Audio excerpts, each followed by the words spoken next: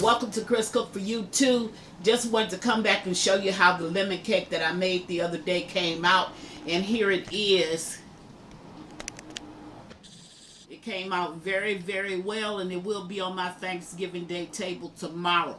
Now, I also wanted to show you that if you're looking for a quick, fast, but yet good drink, a beverage to have at your dinner table, this is the one to use. For it, you're going to need 2 bottles of Sprite, 1 can of pineapple juice, 1 cup of Country Time. This is strawberry lemonade.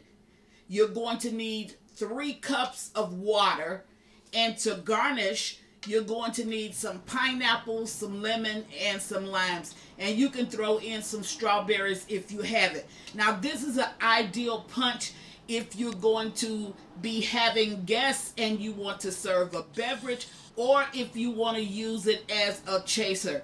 This is still an ideal punch. From my house to yours, I really want to tell you, happy holidays. Bye.